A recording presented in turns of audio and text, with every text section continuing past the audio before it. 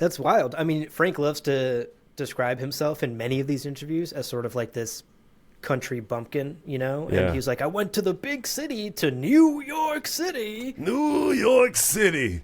I was meeting with this big publishing house, and they were going to help me sell my book, and it was going to be great, and blah, blah, blah. And he's like, he describes to Platt that he just had this meeting with these executives at this publishing house and was like, these fuckers have no clue what they're doing. Yeah.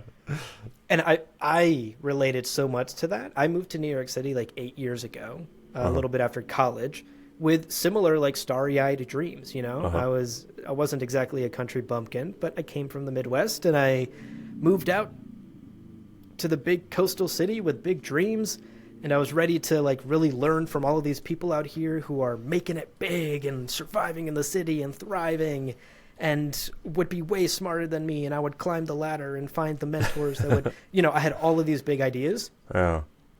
And I basically shut up and I was like, what the fuck? Everyone is faking. Everyone is just faking everything all the time. Yeah. And this is, you know, again, sort of my media industry. I won't speak for every industry, but like I worked my way through the media industry in New York, and I'm still in the media industry, and just realized that like it's either rich people who went to like Ivy Leagues who just kind of they already have like both feet in the door before they graduate, or it's people who are like totally faking it, or it's a small subset of people who are like truly grinding their asses off and like ruining their lives to build their careers in New York. Yeah. And it's a shock. You know, you kind of realize that like New York City is sold as this like great meritocracy. If you can make it in New York, you can make it anywhere. That's such bullshit. Like everyone here is just faking it all the time in my experience. And you know, like the reality is like if you can make it in New York, you can make it anywhere, because New York is no different from anywhere else. Right. And the country, outside of like certain industries and certain sectors of the economy being more present here, and thus opportunities and competition being more present. There you go. That's my little side tangent on New York. But again, funny to hear that Frank had a similar experience of having his this bubble of New York shattered when he actually came and talked to these publishers. I also find it very, for myself at least, very tied to growing up, because I think I had this idea that like, oh yeah, adults all know what they're doing and they all have this figured out. And then you get to your 30s Absolutely.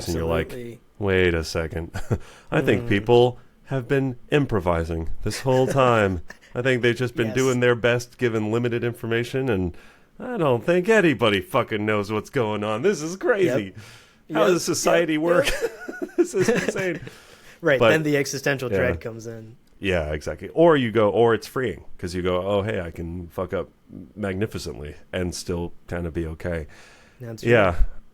Yeah. It is hard, I think, sometimes to separate, especially if you spend formative years outside of New York and then you come to New York. It's hard to separate that from like the perspective of being grown and mature and this city that is also maybe not all that it seems, maybe not all that it appears, right? That's right. I also want to clarify, I love New York, and I have no intention of leaving.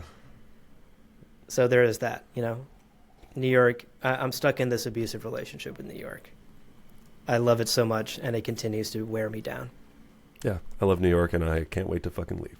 Want to live in a mountain somewhere where I can podcast and make video games. And Hell yeah.